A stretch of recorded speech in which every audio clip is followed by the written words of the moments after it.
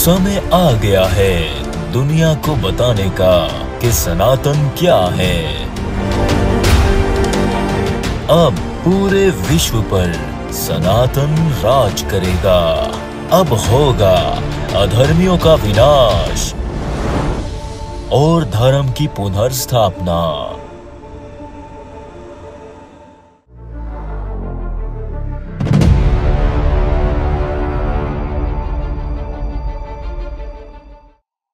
जरा ये बताओ कि एक जो मुर्दा व्यक्ति होता है, मृत्यु शरीर, वो बोल सकता है? वो बोलता है? वो कुछ भी एक्शन कर सकता है, हिल सकता है? वो तो हिल तक नहीं सकता, बेजान होता, उसमें जान नहीं होती। जान कहां से आती है?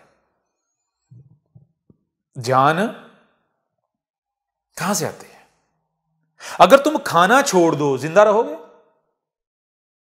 अब खाने का केवल यह मतलब नहीं है, यह अर्थ नहीं है कि जो आप मुंह से खाते हो। खाना और पीना वो नहीं होता जो आप मुंह से खा और पी रहे होते। खाने पीने के दो तरीके हैं, भोजन लेने के दो तरीके हैं। एक तरीका वो जिस तरीके से ये जो वृक्ष हैं, ये जो वृक्ष हैं, ये भोजन लेते हैं, ये भी लेते हैं। ये किससे बनते हैं? ठीक है ना? एक वो जैसे ये बाकी जो ऊपर चलने फिरने वाले जो जातियां हैं, ये नीड्स अपनी लेती हैं, खाती पीती। यानी एक भोजन लेने का, खाने के पीने का तरीका वो जो आप मुंह से खाते पीते हो। दूसरा वो कि आप अपने आप को ऐसा भी बना सकते हो कि आप क्या करो, आपका शरीर डायरेक्ट इन्वायरमेंट से, प्रकृति से डायरेक्ट ले एनर्जी की फॉर्म में। प्रकृति क्या करती है?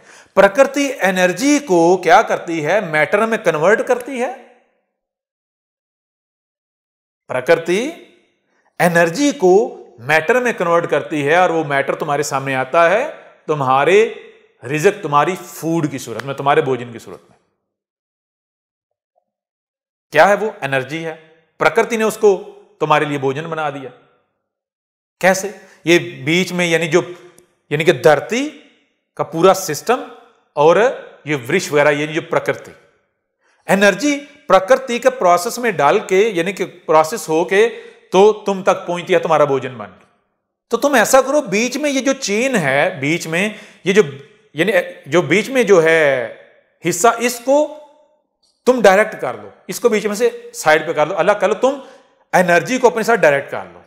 तुम अपनी बॉडी के अंदर वो सिस्टम इंस्टॉल कर लो, अपनी बॉडी को ऐसा बना लो कि तुम्हारी बॉडी डायरेक्ट एनर्जी को लेके इस बॉडी शरीर में कन्वर्ट कर दे, मटेरियल में, मैटर में कन्वर्ट कर दे। इस तरह भी तुम जिंदा रह सकते हो। लेकिन यह है कि तुम ऐसा करो कि अपने आप को प्रकृति से काट दो, तुम खाना पीना छोड़ दो, तुम जिंदा रहोगे? नहीं रहोगे। यानी तुम बोल भी नहीं पाओगे, कुछ भी नहीं कर पाओगे। तो जो तुम बोलते हो, जो कुछ भी करते हो, जो तुम्हारी थॉट्स हैं, तुम्हारी सोचें हैं, तुम्हारे जो विचार हैं, विचारधाराएं हैं, इनकी डेवलपमेंट कैसे होती है, ये कैसे बनती हैं? तो अभी आपको सरल सा बता देते हैं, आसान सा बताते हैं। जो आप खाते हो, जो आप भोजन करते हो, वो भोजन आपकी बॉडी में जाके डिवाइड हो जाता है, दो हिस्सों में तकसीम हो जाता है। उसमें से कुछ तुम्हारा शरीर बन जाता है, तुम्हारे शरीर की तरफ चल पड़ता है, और कुछ जो है वो एनर्जी में कन्वर्ट हो जाता है। कुछ आगे, यानी कि जो भोजन है, मटेरियल है, मैटर है, कुछ आगे मैटर की ही एक अगली हालत में चला जाता है, और कुछ जो है एनर्जी की फॉर्म में कन्वर्ट हो जाता है, एनर्जी में तब्दील हो जाता है। तो जो मैटर की फॉर्म में कन्वर्ट होता है, उसमें से कुछ से तुम्हारा शरीर बन जाता है, और कुछ जो है वो तुम्हारे जो मूत्र है और जो पखाना है, जिसे हम टट्टी कहते हैं, उसकी सूरत में, वेस्ट है, उसकी सूरत में निकल जाता है। ठीक है ना? जो डिस्चार्ज होता है, ठीक है ना, पखाना पेशाब की सूरत में। इसी तरह जो एनर्जी में कन्वर्ट होता है, तो वो तुम्हारी बॉडी के अंदर दो तरह की एनर्जी होती है। Electric, plus and minus, positive and negative. तो तुम्हारी बॉडी के अंदर, तुम्हारे शरीर के अंदर जो दो प्रकार की जो एनर्जी है, जब वो आपस में मिलती है, उसके मिलने से क्या होता है, तुम्हारी बॉडी के अंदर रिएक्शन होता है। उस रिएक्शन से क्या होता है, वो रिएक्शन होता है, ये तुम हिलते हो, हरकत करते हो, और फिर तुम्हारे ब्रेन के अंदर क्या होता है, उसका वो जो रिएक्शन है, वो थॉट्स, जिन्हें तुम थॉट्स कहते हो, जिन्हें तुम फिर तुम्हारी शरीर के अंदर, बॉडी के अंदर इमोशंस कहते हो, फीलिंग्स, इमोशंस, थॉट्स। उन्हीं थॉट्स, उन्हीं इमोशंस, उन्हीं फीलिंग्स की बुनियाद पर तुम क्या करते हो, आगे एक्शंस परफॉर्म करते हो, जिन्हें तुम कर्म कहते हो। तो ये जो तुम्हारे कर्म हैं, जो तुम्हारी सोचें हैं, तुम्हारी जो तुम्हारे विचार हैं, ये जो तुम्हारी इमोशंस, फीलिंग, सब के साथ, इनको जब तुम पीछे लेकर जाओगे तो ये क्या बन जाएगा, ये बन जाएगा वो जो तुमने खाया, वो जो तुमने खाया। बात समझ आ रही नहीं आ रही? तो अब अगर तुम अच्छा खाओगे, परफेक्ट खाओगे, तो तुम्हारा शरीर भी परफेक्ट, और तुम्हारा जो आत्मा है, यानी जो तुम्हारी जो एनर्जी बॉडी है, वो भी परफेक्ट। एनर्जी बॉडी क्या, तुम्हारी थॉट्स, तुम्हारी इमोशंस, तुम्हारी फीलिंग्स, वो सारा का सारा भी परफेक्ट। अगर तुम्हारा भोजन जो है वो बैलेंस्ड होगा, तो उस भोजन से जो भी बनेगा, वो शरीर बनेगा, तुम्हारी आत्मा बनेगी, सारे का सारा बैलेंस्ड। यदि तुम्हारा भोजन ही बैलेंस नहीं होगा, उसमें ऊंच नीच होगा, वो परफेक्ट नहीं होगा, तो उस भोजन से जो शरीर बनेगा, क्या वो ठीक बनेगा? उस भोजन से जो सोचें डेवलप होंगी, जो इमोशन, जो फिक्रें, जो सोचें, जो विचार, क्या वो परफेक्ट होंगे? नहीं, वो भी परफेक्ट नहीं होंगे। अब तुमने क्या कर्म करने हैं, तुमने क्या सोचना है, तुम्हारी थॉट्स क्या होंगी, तुम्हारे एक्शंस क्या होंगे, तुम्हारे कर्म क्या होंगे, ये सारे का सारे निर्भर है किसके ऊपर? ये आधारित है तुम्हारे फूड के ऊपर, तुम्हारे भोजन के ऊपर। यदि तुम प्रकृति का लिया हुआ भोजन लेते हो, तो तुम प्रकृति बन जाओगे। यदि तुम प्रकृति का दिया हुआ भोजन नहीं खाते, नहीं लेते, तुम मनुष्य जाति का, इंसानों का बनाया हुआ भोजन, या इंसानों ने, मनुष्य ने जिस भोजन में शिरकत की है, मुदाखलत की है, इंटरफेरेंस किया है, वो भोजन लोगे, तो नतीजा क्या निकलेगा, रिजल्ट क्या निकलेगा? क्या तुम्हारे शरीर बैलेंस्ड रहेंगे? तुम्हारे शरीर बैलेंस नहीं, इनका जो संतुलन है वो बिगड़ जाएगा। तो शरीर का जब संतुलन बिगड़ता है, तो उसे तुम क्या कहते हो? रोग, डिजीज, बीमारी। ठीक है, शरीर रोगी होगा, आत्मा भी ऑटोमेटिक रोगी। जब मशीन ही खराब हो जाएगी, तो वो मशीन जो अमल करेगी, जो कर्म करेगी, वो कर्म ठीक होगा? वो कैसे ठीक होगा? बात समझ आ रही है नहीं आ रही? विचार कर रहे हो या नहीं कर रहे? तो अब गौर करो, माता कौन है? ये प्रकृति। गौ कौन है? ये प्रकृति। माता कौन है? ये प्रकृति। ठीक। तो पीना क्या है? पीना किसे कहते हैं? पीने का मतलब ये नहीं है गड़ मुंह को लगाया और पी लिया। पीना कहते हैं एब्जॉर्व करना। ठीक है, किसी शय को, किसी चीज को अपने शरीर के अंग अंग में लेकर जाना। ठीक है, तुम पीना वो ले लेते हो, इसका मतलब जो तुम्हारे नजदीक पीना है। ठीक है ना? पीना कहते हैं किसी चीज को डिसॉल्व करके शरीर के अंग अंग में ले जाना। तो बताओ, तुम क्या है जो डिसॉल्व करके अपने शरीर के अंग अंग में लेकर जा रहे हो? बताओ जरा। यह है पीना, यह भोजन करना। ठीक है ना? तो गौमूत्र पीना, गौ जो पीने को दे रही है, यानी गौ क्या है? ये प्रकृति। ये प्रकृति जो पीने को, यानी जिसको खाकर जिसको डिकम्पोज करके, जिसको डिसॉल्व करके अपने शरीर के अंग अंग में लेकर जाना है, वो क्या होना चाहिए? वो होना चाहिए गौ का दिया हुआ गौमूत्र। गौमूत्र यानी गौ, प्रकृति के जो अंग अंग से एक्सट्रैक्ट होकर निकलता है, जो प्रकृति अपने अंग अंग से एक्सट्रैक्ट करके निकालती है। ठीक है ना? तो विचार करो जरा, अब प्रकृति दो प्रकार का भोजन निकालती है। एक प्रकार का वो भोजन है जो बड़े बड़े ऊंचे ऊंचे वृक्ष हैं, दरख्त हैं, ट्रीज हैं, उनके ऊपर होता है। आम, सेब यानी एप्पल, मैंगोस, बनाना, इस तरह अनेकों प्रकार के। हारी समझ नहीं आ रही। और दूसरा वो है जो मनुष्य जाति खेतों में खुद उगाती है, जो मनुष्य जाति खुद खेतों से उगाती है। तो जो मनुष्य जाति उगाती है वो प्रकृति के अंग अंग से एक्सट्रैक्ट होकर नहीं आता। वो जो करीब करीब एलिमेंट्स होते हैं सिर्फ वही होते हैं। ठीक है ना? लेकिन जो बड़े बड़े वृक्ष हैं, ऊंचे ऊंचे दरख्त हैं, जिनकी जड़ें धरती के अंदर गहरी गहराइयों में हैं, इनमें जो इनके ऊपर जो फल लगते हैं, ये इन फलों के अंदर जो एलिमेंट्स होते हैं ये प्रकृति के अंग अंग से एक्सट्रैक्ट होके आते हैं। ये है गौमूत्र। ये क्या है? गौमूत्र। और जब तुम ये गौमूत्र पियोगे, गौमूत्र पीना किसे कहते हैं? पीना कहते हैं कि उसको डिसॉल्व करके अपने शरीर के अंग अंग में लेकर जाना। तो प्रकृति ऐसी चीज, जो चीज तुम अपने शरीर के अंदर ले जाके उसको डिसॉल्व करके, उसको डिकम्पोज करके अपने शरीर के अंग अंग में ले जाते हो, ले जा सकते हो, वो प्रकृति जिस सूरत में दे रही है, प्रकृति दे रही है, प्रकृति से छीन कर नहीं लेना। जो प्रकृति खुद दे रही है, और वो क्या है? वो है उच्च भोजन। वो क्या है? उच्च भोजन। ये वो कारण है, ये वो रीजन है, ये वो काज है, ये वो वजह है जिस वजह से, जिस कारण कहा था कि क्या है? ये जो थोम है, ये जो लहसुन है, ये जो प्याज है, ये क्या है?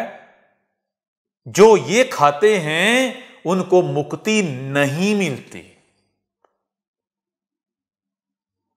इसको भी केवल प्याज और लहसुन तक सीमित कर दिया गया। वो बताया यह गया था ये नीच भोजन है, नीच भोजन है, नीचे वाला भोजन है। जैसे आज अब कहते हो मिर्च मसाले नहीं खाने चाहिए, दो लफ्ज यूज करते हो, दो शब्द यूज करते हो, मिर्च मसाले ना खाओ, मिर्च मसाले खाओ या मिर्च मसाले ना खाओ। अब मिर्च मसाले का अर्थ क्या है? क्या रेड चिली, रेड मिर्च और कोई मसाला? अब मसाला कोई एक होता है? इतने सारे इंग्रेडिएंट्स, इतनी सारी चीजें उसके अंदर आ जाती हैं इन दो शब्दों के अंदर। इसी तरह जिसका अर्थ ये ले लिया, जिन शब्दों के अर्थ ये ले लिए गए कि प्याज और लहसुन, आज भी हर कोई, सभी जानते हैं कि प्याज और लहसुन बिना मसाला नहीं बनता, खाने का मजा नहीं आता, जो भोजन बनाते हैं उसका मजा नहीं आता। खाना, हांडी बनाने के लिए, सालन बनाने के लिए प्याज ये जरूरी है, लहसुन जरूरी है। मतलब क्या है इसका? अर्थ क्या है इसका? ये नहीं कहा कि ये जो प्याज है ये खाना है और ये जो लहसुन है ये खाना है, ये प्याज है ये नहीं खाना, या ये लहसुन है ये नहीं खाना, ये नहीं कहा गया। वो बताया ये गया कि ये जो इस प्रकार का जो भोजन है, ये जो नीच भोजन है, जब ये भोजन खाओगे तुम नीच दुनिया में जाओगे। अगर उच्च दुनिया में जाना चाहते हो तो क्या करना पड़ेगा? उच्च भोजन करना पड़ेगा, उच्च भोजन लेना पड़ेगा, जो प्रकृति दे रही है उच्च भोजन। उच्च भोजन जिसमें ये जो मनुष्य जाति इसकी मुदाहलत नहीं है, इसकी इंटरफेरेंस नहीं है, और नीच भोजन जिसमें मनुष्य जाति जो है वो इंटरफेयर कर रहा है, मुदाहलत कर रहा है, जो जबरदस्ती प्रकृति से ले रहा है, नहीं मुझे ये चाहिए, जैसे बच्चा जिद करता है, जिद करके प्रकृति से लिया जा रहा है। तो क्या कह रहा है धर्म? क्या कहता है धर्म? कहता है कि एक है नीच युनिया और एक है उच्च युनिया। जो मरने के बाद, जो मृत्यु के बाद जो नीच युनिया में जाते हैं, उनकी आत्माएं इसी दुनिया में भटकती रहती है, मुक्ति के लिए मुक्ति नहीं मिलती। अनेकों प्रकार के वो शरीर जो है वो, ठीक है ना, वो लिबास की तरह तब्दील करती है, मुक्ति के लिए फिरती रहती है, मुक्ति नहीं मिलती। सारा हम बताएंगे आगे चल के वो क्या है।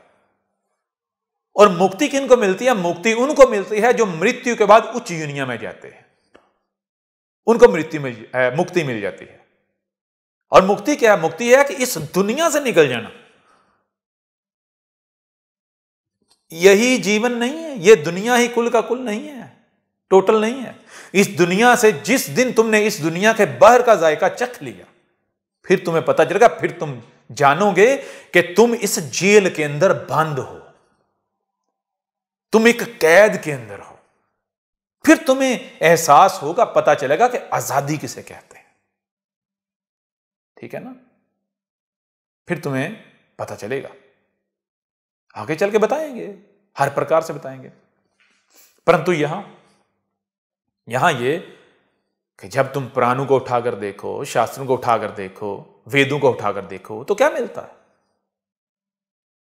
मृत्यु के बाद कुछ जो है वो नीच युनिया में जाते हैं ना, कुछ उच्च युनिया में जाते हैं। जो नीच युनिया में जाते हैं उनकी आत्मा जो है, जैसे लिबास बदला जाता है, इस तरह शरीर बदल बदल के क्या कहते हैं, मुक्ति की तलाश में दर बदर फिरती रहती है, भटकती रहती है, लेकिन मुक्ति नहीं मिलती।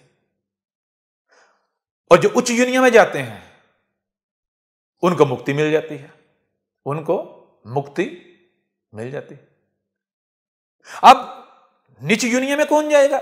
जो नीच रिजक खाएगा, नीच भोजन करेगा, वो जाएगा नीच युनिया में। नीच भोजन क्या है? ये जो प्याज लहसुन है।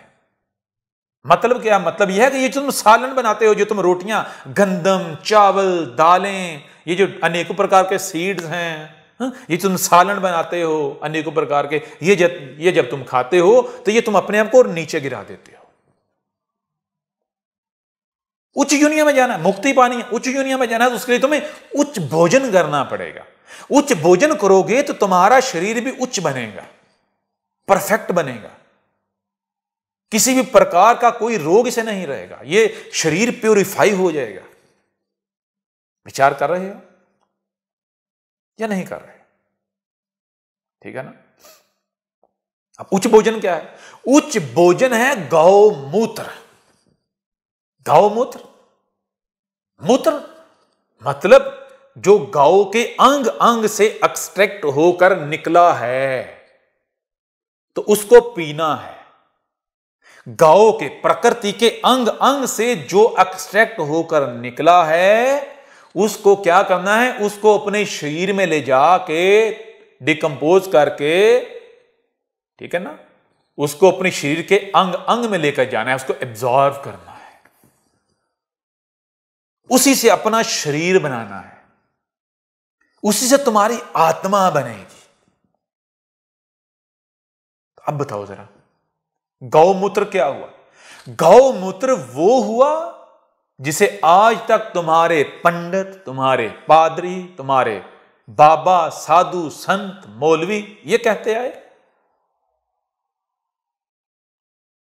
या उच्च भोजन, अनेकों प्रकार के फल। अब विचार करो, प्रश्न करो अपने आप से। हमने तुम्हें बता दिया कि गौ क्या है? यह प्रकृति। यह प्रकृति क्या है? यह तुम्हारी माता है। गौ मूत्र ही पीना है। पीने का मतलब यह नहीं है वट कर पी जाना। पीने का मतलब यह है कि तुम्हारे शरीर की जो नीड्स है, जिन एलिमेंट्स से तुम्हारा शरीर बना है, वो एलिमेंट्स तुम्हें जहां से मिलें, कहां से लेने हैं? जो वहां से लेने हैं जहां से वो प्रकृति के अंग अंग से एक्सट्रैक्ट होकर आ रहे हैं, वहां से वो एलिमेंट जिस सूरत में तुम्हें मिले उनको लेकर अपने शरीर में ले जाकर डिकम्पोज करके डिसॉल्व करके अपने शरीर के अंग अंग में लेकर जाना है। उसी से गौमूत्र से अपना शरीर बनाना है और अपनी आत्मा बनानी है। जब तुम गौमूत्र से अपना शरीर बनाओगे तो तुम्हारा शरीर अंदर और बाहर से धुल जाएगा या नहीं, प्यूरिफाई हो जाएगा या नहीं, क्लीन हो जाएगा या नहीं। ये गौमूत्र ही है जिससे, जो कि गंगा जल है। अब तुम्हें समझ आएगी गौमूत्र को गंगा जल क्यों कहा गया। गौमूत्र को गंगा जल क्यों कहा गया। गौमूत्र क्या है? गंगा जल। ये जल है, गंगा जल असल जल है ये। ठीक, तो देखो ऊपर पहाड़ों से ग्लेशियर्स पिघलते हैं, वो पानी नीचे आता है, उस पानी से साफ सुथरे प्यूरिफाई क्लीन ऊंचे दरख्त वजूद में आते हैं, वृक्ष उगते हैं, बनते हैं, उनके ऊपर फल लगते हैं। वो फल क्या है? वही तो है गंगा जल। उसी को तो पीना था, वही तो है उच्च भोजन, वही तो है गौमूत्र। गौ मदर नेचर, यह प्रकृति, और मूत्र इसके अंग से एक्सट्रैक्ट होकर जो निकले हुए एलिमेंट्स हैं वो जिस फॉर्म में बाहर निकल रहे हैं। किस फॉर्म में निकल रहे हैं? जिन्हें तुम फल कहते हो, फ्रूट्स कहते हो, अनेकों प्रकार के उनके टेस्ट हैं, अनेकों प्रकार के रंग हैं, अनेकों प्रकार की उनकी डिजाइनिंग है। बताओ जरा। अब हमारा चैलेंज है इस विश्व के एक एक पंडित को, जो बड़े बड़े ब्राह्मण बने फिरते हैं, आओ आज ये तुम्हारे सामने एक ब्राह्मण बैठा हुआ है, इसका मुकाबला करो, इसे गलत साबित करो कि आज तक गौमूत्र के नाम पर जो तुम दुनिया को पिलाते रहे असल में वही गौमूत्र है, और ये ब्राह्मण जो बता रहा है ये झूठ बता रहा है, ये गौमूत्र नहीं है। ठीक है, एक एक बाबा को, साधु को, संत को चैलेंज है। ये जो लिबादे ओढ़े हुए हैं ना, जिन्होंने अपने फैशन किए हुए हैं, हम आपसे प्रश्न करते हैं, अगर ये लोग अपने ये फैशन हटा दें तो आप इनको बाबा साधु संत मानोगे? मानते हो? नहीं मानते। इनको ये फैशन क्यों करना पड़ता है? इनको फैशन इसलिए तो करना पड़ता है क्योंकि इनको पता है हमारे पास कुछ भी नहीं है। इस फैशन के बगैर आप बाबा किसको मानोगे, साधु किसको मानोगे, संत किसको मानोगे, पंडित किसको मानोगे? आप उसी को मानोगे जिसके पास ज्ञान होगा, जिसके पास ज्ञान होगा। आप पंडित, साधु, संत, बाबा दो प्रकार के हैं। अब बताया था ये नियम सदा सामने रखना है। दो प्रकार जोड़ा, पंडित, साधु, संत, बाबा दो प्रकार के हैं। एक वो जो फैशन करते हैं, पूरा डिजाइन अपने आप को मेकअप करके सामने आते हैं, तिलक विलक लगा के, उस तरह का लिबास पहन के, सारी सेटिंग मैटिंग करके, उस तरह के बाल, दाढ़ी, मूंछें, हर चीज। और दूसरे वो हैं कि जिनके पास ये फैशन तो नहीं है परंतु ज्ञान है। उनके पास क्या है? ज्ञान है। एक वो हैं जिनके पास ज्ञान नहीं है। जिनके पास ज्ञान नहीं है वो क्या करेंगे? अब वो चाहते हैं जी हमें लोग बाबा माने, बाबा कहें, साधु कहें, संत कहें। वो क्या करते हैं? वो उस तरह का फैशन बना लेते हैं। क्यों? उनको पता है, उनको ये जानकारी है, वो जानते हैं कि हमको किसने पंडित मानना है, किसने बाबा मानना है, किसने साधु मानना है, किसने संत मानना है। जब कोई हमें साधु, संत, बाबा, पंडित मानेगा ही नहीं, कौन हमें दान दक्षिणा देगा, कौन हमारे सामने झुकेगा, हमारे काम कैसे होंगे, कौन हमें सल्यूट करेगा? नहीं। तो हम क्या करें? हमें फैशन करना पड़ेगा, हमें ऐसा हुलिया बनाना पड़ेगा। तो वो मेकअप करते हैं, मेकअप करके सामने आ जाते हैं। क्यों? आपको धोखा देने के लिए। आप उस मेकअप के धोखे में आके उनको बाबा, साधु, संत मान लेते हो, और आपके वो जज्बात, इमोशंस के साथ खेलते रहते हैं। आपसे दान दक्षिणा के नाम पर आपका माल लूटते रहते हैं। धर्म की रक्षा के नाम पर वो धर्म को ही बिगाड़ रहे हैं, आपको पता ही नहीं। आप उनका साथ दे रहे हैं धर्म को बिगाड़ने में।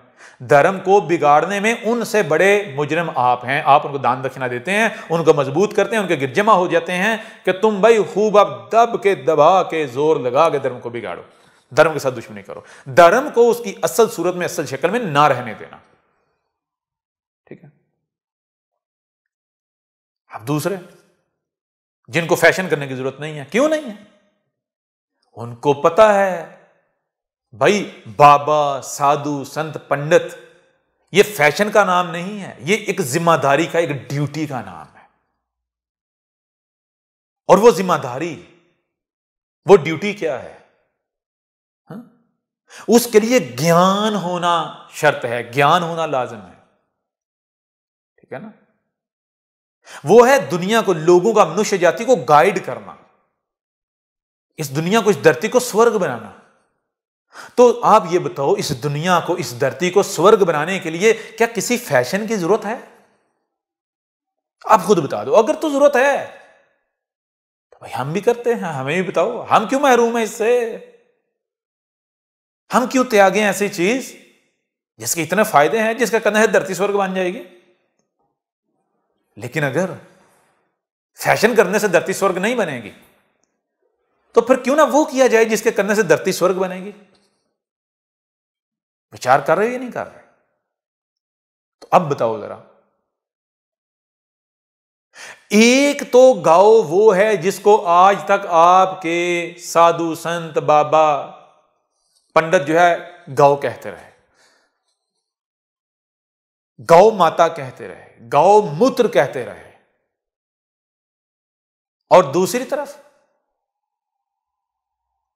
वो है जो हमने बताया, ये प्रकृति गौ है, गूंगी नहीं है।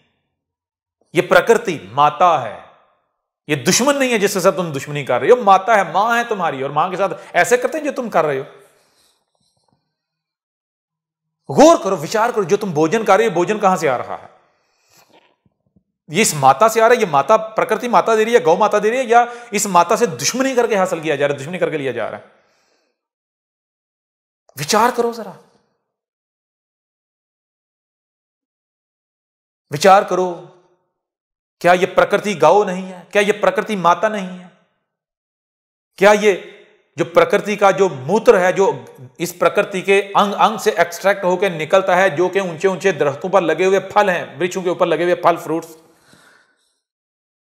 ये खाने से, इनसे अपने शरीर बनाने से परफेक्ट शरीर नहीं बनेंगे। परफेक्ट जो थॉट्स हैं वो नहीं बिल्ट होंगी, उनकी कंपोजिशन नहीं होगी। जब आप परफेक्ट भोजन करोगे, परफेक्ट एलिमेंट्स वाला, उससे परफेक्ट शरीर बनेगा, परफेक्ट थॉट्स बनेंगी, परफेक्ट इमोशंस होंगे, तो क्या होगा? तुम्हारे कर्म ऑटोमेटिक ठीक हो जाएंगे। जब शरीर ठीक, आत्मा ठीक, आत्मा ठीक, कर्म ठीक, कर्म ठीक, यह धरती ठीक, हर चीज ठीक, यह धरती नर्क से स्वर्ग बन जाएगी।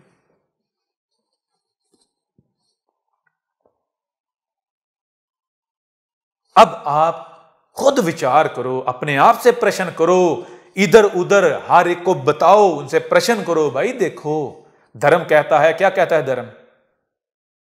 धर्म कहता है गौ हमारी माता है।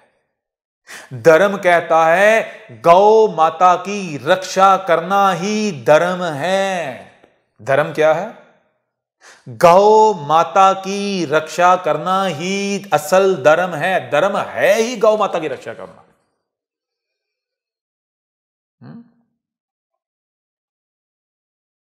गौ मूत्र पीना ही धर्म है।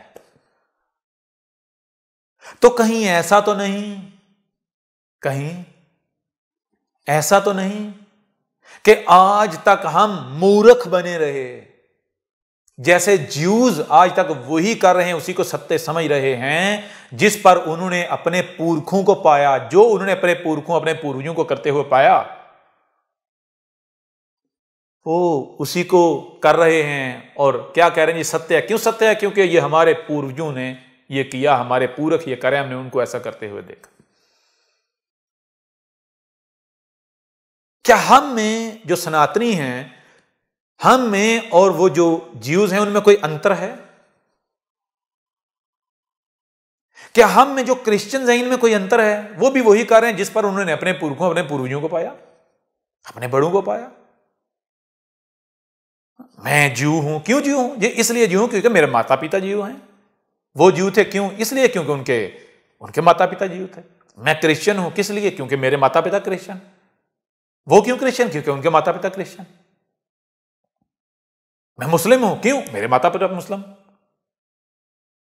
वो मुस्लिम क्यों थे? क्योंकि उनके माता पिता मुस्लिम। मैं हिंदू हूं, मैं सनातनी हूं क्यों? क्योंकि मेरे माता पिता हिंदू, मेरे माता पिता सनातनी। वो क्यों थे? वो क्यों सनातनी है? वो क्यों हिंदू हैं? क्या उन्होंने कभी यह जानने की कोशिश की कि भाई जूडाइज्म क्या है, क्रिश्चियनिटी क्या है, इस्लाम क्या है, सनातन धर्म क्या है, धर्म है क्या? क्या कभी किसी ने यह विचार किया? कभी यह जानने की कोशिश की? या केवल इतना ही काफी है क्योंकि मेरे माता पिता ये कर रहे हैं मैं भी यही करूंगा? सत्य होने की यही एक पहचान है क्योंकि वही सत्य है जिस पर माता पिता को पाया। तो फिर गलत कौन है? बताओ जरा, कौन गलत है? डाकुओं की बस्ती में आप एक बच्चा दे आओगे, डाकुओं की बस्ती में एक बच्चा परवान चढ़ेगा, बड़ा होगा, तो वो बड़ा होकर क्या बनेगा?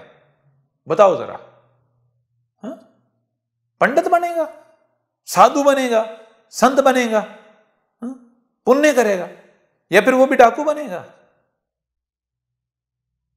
हमारी समझ नहीं आ रही। ओ, अगर सत्य होने की यही पहचान है कि ये मेरा धर्म सत्य है, क्यों सत्य है? क्योंकि मैंने अपने माता पिता को इस पर पाया।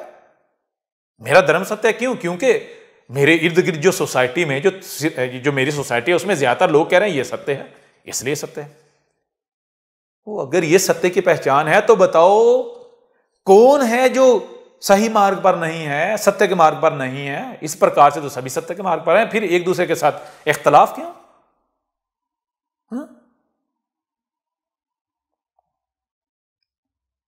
तो मेरे प्रिय सनातनियों, आप में और दूसरों में यह अंतर होना चाहिए। सनातनी का मतलब क्या है? सनातनी का अर्थ क्या है?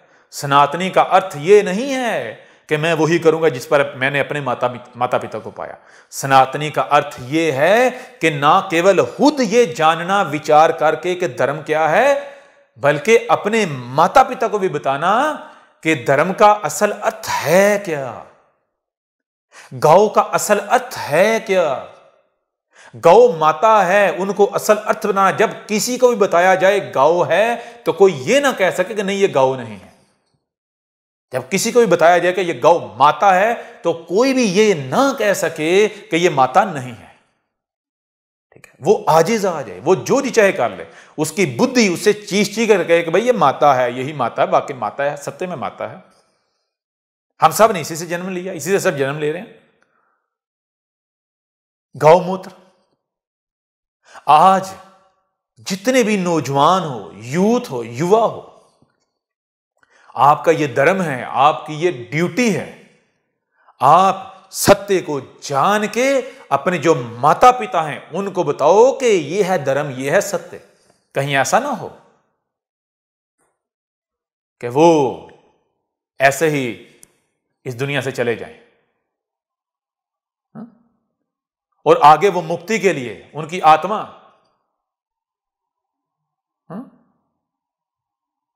तरह तरह के शरीरों में भटकती रहे, कभी किसी चूहे की सूरत में, कभी किसी सांप की सूरत में, कभी किसी ये जो नीच दुनिया की जो क्रिएशंस हैं, जो जीव जंतु हैं। ठीक है ना? अब ये आपका धर्म है, आपकी ड्यूटी है। लेकिन यहां हमारा अब आपसे प्रश्न है, ये बताओ, एक तरफ गौ वो है, गौ माता वो है, गौमूत्र वो है जिसको आज तक आपके ये फैशनेबल जो जिन्होंने फैशन किया हुआ, ये बाबा, साधु, संत, पंडित ये बताते रहे,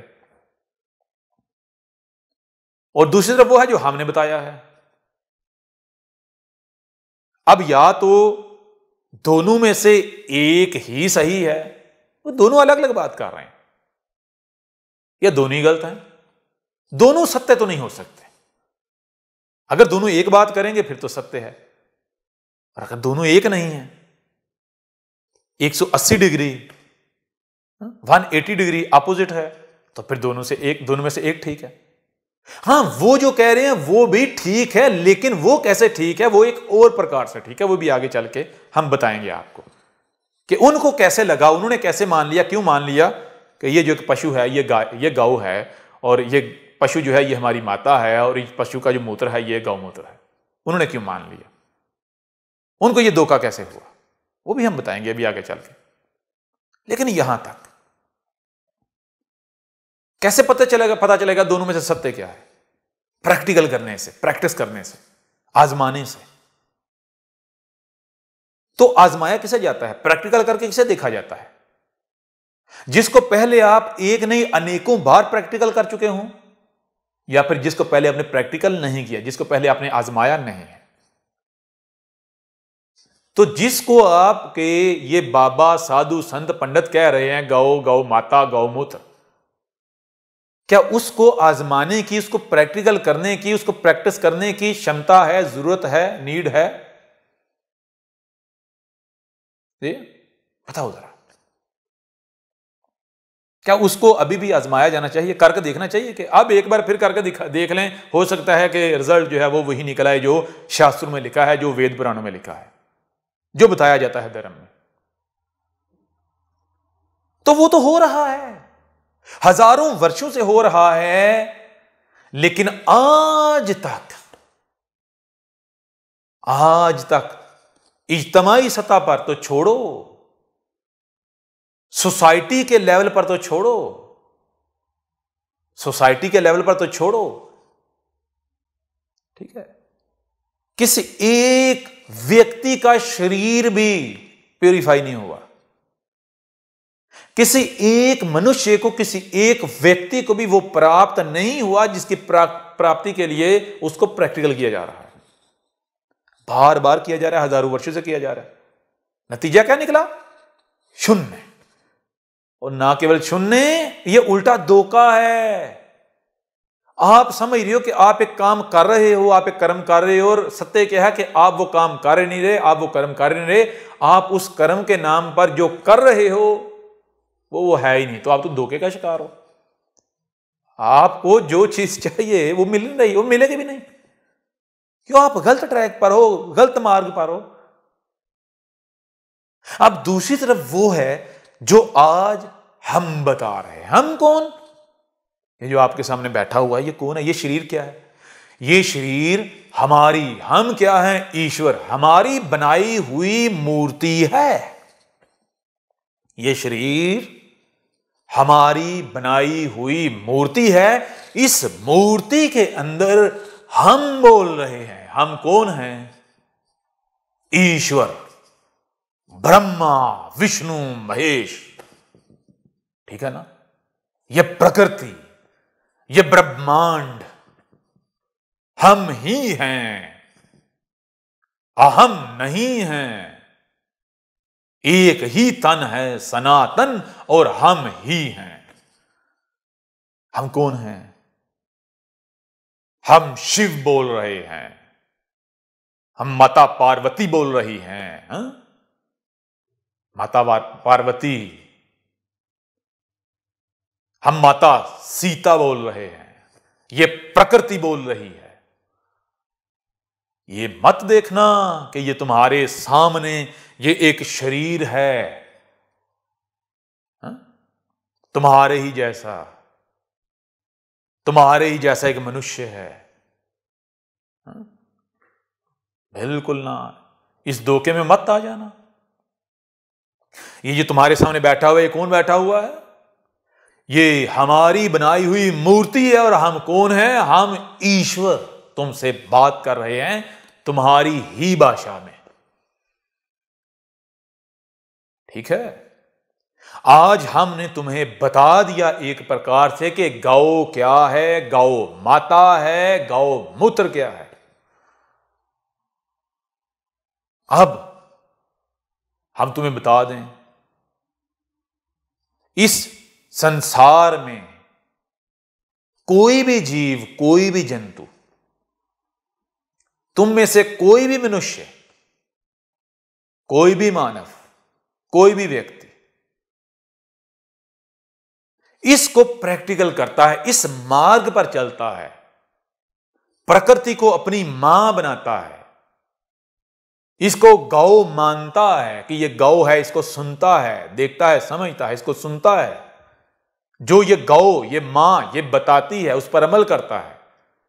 जो गौ मूत्र है, जो इस गौ, ये प्रकृति के अंग अंग से जो एक्सट्रैक्ट होके निकलता है, जो तुम्हारा भोजन है, जिसे तुम भोजन के रूप में अपने शरीरों में ले जाकर उसे डिकम्पोज करके, डिजॉल्व करके अपने शरीर के अंग अंग तक, एक एक सेल तक क्या करते हो, एब्जॉर्ब करते हो।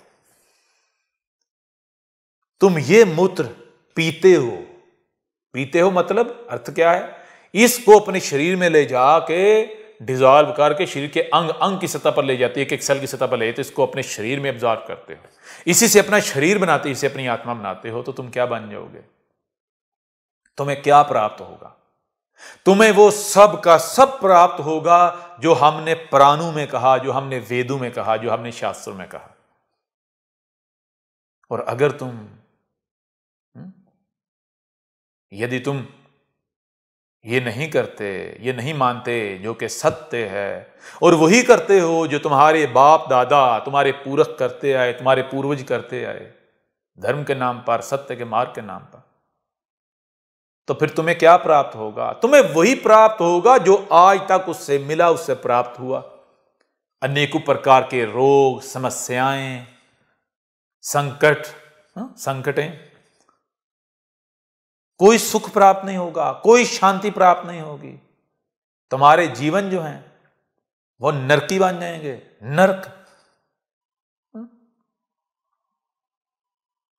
अब हम तुम्हें बताते हैं कि वो क्या वजह है, वो क्या कारण है जिस कारण से ये जो एक पशु है चार टांगों वाला, इसको गौ माता मान लिया गया, समझ लिया गया।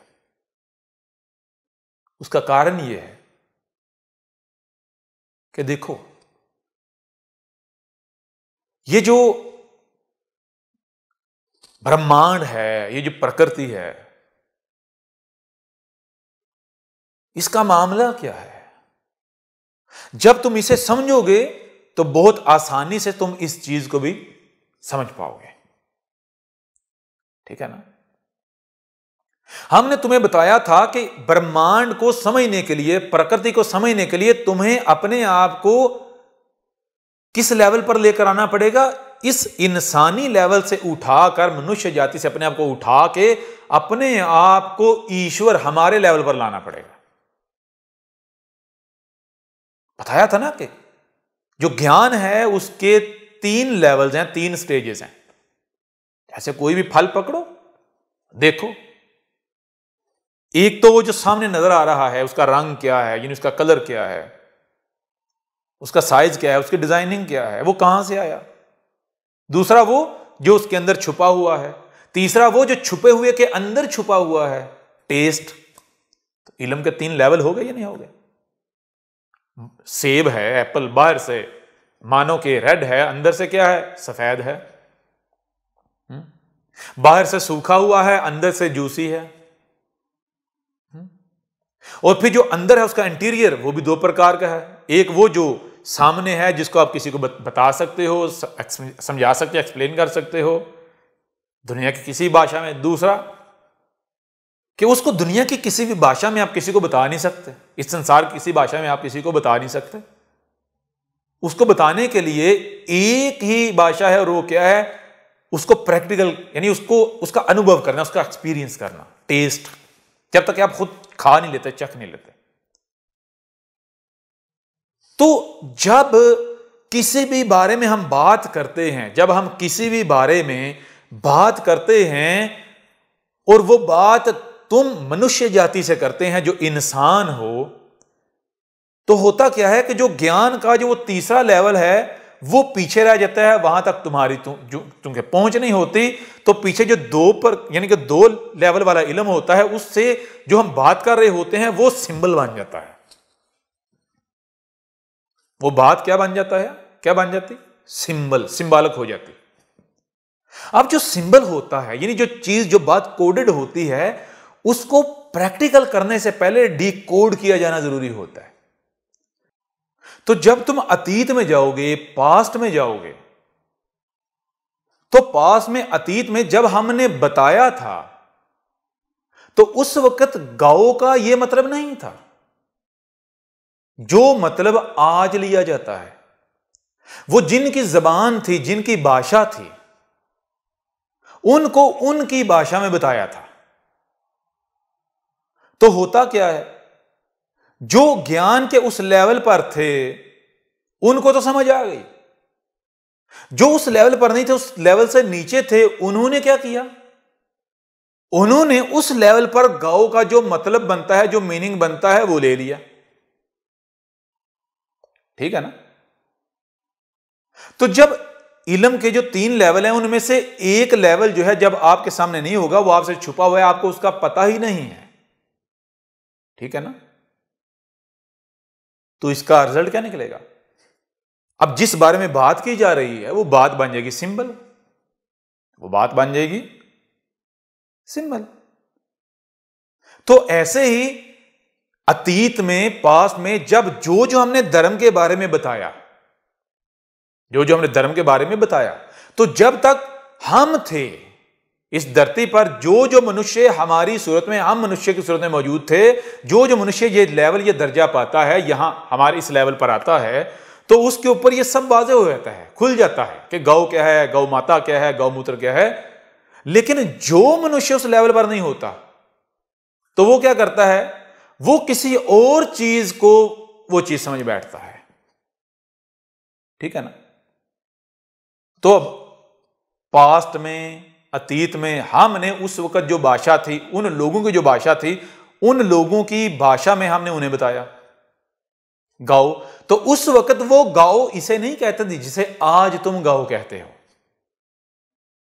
ठीक है ना। उनके नजदीक गाओ के एक से ज्यादा अर्थ थे, और उनमें से एक अर्थ जो था वो इस गाओ के लिए लिया जाता था जिसे आज तुम गाओ समझ रहे हो। बाकी जो अर्थ हैं वो वहीं के वहीं रह गए। क्यों वहीं के वहीं रह गए? क्योंकि वो कौम, वो लोग, वो जो सिविलाइजेशन थी वो खत्म हो गई, वो मिट गई, वो भाषा, उस भाषा के लोग मिट गए, खत्म हो गए। नए लोग आ गए, नए मनुष्य, नई कौम, नई सिविलाइजेशन आ गई। जब नई सिविलाइजेशन ने, इन लोगों ने एक ऐसी भाषा को समझने की कोशिश की जो भाषा इनकी है ही नहीं, उस भाषा के लोग आज दुनिया में मौजूद ही नहीं, तो नतीजा क्या निकला, रिजल्ट क्या निकला? उस भाषा के बारे में जो जो आम था, फेमस था, वो तो मिल गया। जो अर्थ एग्जिस्ट कर रहे थे वो तो मिल गए, लेकिन जो मिट गए, जो छुप गए, जो गायब हो गए, जो पर्दे के पीछे चले गए, वो नहीं मिले। तो फिर मिला क्या? मिला ये कि सिंबल्स, जितना भी धर्म मिला वो सिंबल्स की फॉर्म में मिला। अब करना क्या था? करना यह था कि इन सिंबल्स को पहले डिकोड करना था और फिर प्रैक्टिस करना था। गाओ क्या है? अब अगर गाओ का मान ही, गाओ का अर्थ यही है कि ये 4 टांगों वाला पशु, तो फिर आप ये बताएं, धर्म में धर्म समझाने वाला कोई गुरु की जरूरत हो सकती है? गुरु की जरूरत होनी चाहिए? फिर तो गुरु की जरूरत नहीं रहती। गुरु की जरूरत क्यों पेश आती है? गुरु की जरूरत इसलिए पेश आती है कि गुरु बताए कि जो गाओ है इसका अर्थ क्या है, क्योंकि दुनिया तो इसका मतलब यह समझती है ये गाय। तो क्या सत्य में इसका यही अर्थ है? नहीं, गुरु बताएगा कि ये वो अर्थ है जो सामने है, जो सब के सामने, जो सब लेते हैं। इसका एक अर्थ वो है जो छुपा हुआ है, और वो गुरु के अलावा कोई नहीं बता सकता। ये वो, उसके अलावा कोई नहीं बता सकता जिसके पास छुपा हुआ देखने की आंख नहीं है। जिसके पास छुपा हुआ देखने की आंख है वही बता सकता है। गुरु कौन होता है? गुरु वो होता है जिसकी तीसरी आंख खुली हुई होती है। तीसरी आंख, वो कुछ देख रहा होता है जो इन 2 आंखों से नजर नहीं आ रहा होता, जो इन 2 आंखों से छुपा हुआ होता है, जो तीसरी आंख से देखा जा सकता है, छुपा हुआ। तो धर्म में गुरु की जरूरत क्यों है? धर्म में गुरु की जरूरत इसीलिए है कि गुरु आपको बताए कि धर्म है क्या, यहां इस चीज का अर्थ है क्या, इसका अर्थ है क्या, इसका अर्थ क्या है। और गुरु कौन है? गुरु तो ईश्वर खुद है, रब खुद है, ईश्वर। गुरु इस विश्व में, इस संसार में, इस दुनिया में ईश्वर मनुष्य के रूप में जो होता है, जो मनुष्य होता है ईश्वर का रूप, वो होता है गुरु। तो ईश्वर अपने ही मनुष्य के रूप में क्या करेगा? मनुष्य की सूरत में वो आप जो मनुष्य जाति हो उनकी रहनुमाई करे, उनकी गाइडेंस करे, उनको गाइड करे, उनको बताएगा भाई इसका अर्थ क्या है, इसका अर्थ क्या है, इसका अर्थ क्या है, इसका अर्थ क्या है। उस मनुष्य के अलावा जिस मनुष्य की तीसरी आंख खुली हुई है, जो कि गुरु है, जो कि ईश्वर खुद है, जो कि इस धरती पर, इस विश्व में, इस संसार में ईश्वर की मूर्ति है और उस मूर्ति में ईश्वर बोल रहा है, उसके अलावा हर किसी के लिए धर्म क्या होगा? वो होगा सिंबल्स। क्या होगा? सिंबल्स। तो धर्म की हर बात का कोई भी मानी वो नहीं होगा जो मानी दुनिया ले रही है, जो सामने वो भी है, लेकिन वो बहुत छोटे, बहुत निचले पैमाने पर है, बहुत नीचे वाले लेवल पर है। ठीक है ना? अगर आप उसको लेकर बैठेंगे तो आपको कुछ प्राप्त नहीं होगा, आपके अंदर बिगाड़ हो जाएगा, आप सब कुछ बिगाड़ देंगे। तो धर्म में जो कुछ भी है वो सब का सब, धर्म के नाम पर धर्म में जो कुछ भी है वो सब के सब सिंबल्स हैं। गौ सिंबल्स है, गौ का माता होना सिंबल। ठीक है ना? गौमूत्र, ये जिसे आप गौ समझ रहे हैं ये सिंबल है, जिसको आप गौ माता कह रहे हैं ये सिंबल है। गौ की रक्षा ये सिंबल है। गौमूत्र, ये जो असल गौमूत्र है उसका सिंबल है। बात समझ आ रही नहीं आ रही? तो हुआ क्या? हुआ ये कि जब हम जो कि ईश्वर हैं ये पीछे हट गए, तो जो इंसान है, ये जो मनुष्य हैं, इन्हीं में से जो फराडी हैं, जो धोखेबाज हैं, जो लोगों को मूर्ख बनाने वाले हैं, इन्होंने अपने आप को इस गद्दी पर बिठा लिया। इन्होंने कहा कि हम बाबा हैं, हम साधु हैं, हम संत हैं, हम गुरु हैं, हम आपको सत्य का मार्ग बताएंगे, धर्म मार्ग बताएंगे। इन्होंने मार्गदर्शन के नाम पर जब ये ड्यूटी उठा ली, ले ली, तो ये क्या जाने गौ क्या है, गौ का माता होना क्या है, गौ रक्षा क्या है, गौमूत्र क्या है, शिव क्या है, शिवलिंग क्या है, माता पार्वती क्या है, माता सीता क्या है, गंगा क्या है, गंगा स्नान क्या है। इसी प्रकार से धर्म के नाम पर जितने भी सिंबल एग्जिस्ट करते हैं, जितनी भी मूर्तियां एग्जिस्ट करती हैं, इनको क्या पता, इनको क्या ज्ञान, क्या जानकारी इनको? तो ये क्या करते हैं? इनके पास लोगों को, जनता को मूर्ख बनाने के अलावा कुछ था? कुछ नहीं। ये जो बाबा साधु संत के नाम पर सोसाइटी में खड़े हुए हैं, अनेकों प्रकार के मेकअप करके, कुछ मेकअप किए हुए हैं, कुछ मेकअप के बगैर हैं, बिना मेकअप के, ये सब के सब क्या करें? इन सब का सब ये चाहते क्या हैं? इनको चाहिए क्या? इनको चाहिए दान दक्षिणा। इनकी नजर है आपके माल पर, आपकी वेल्थ पर,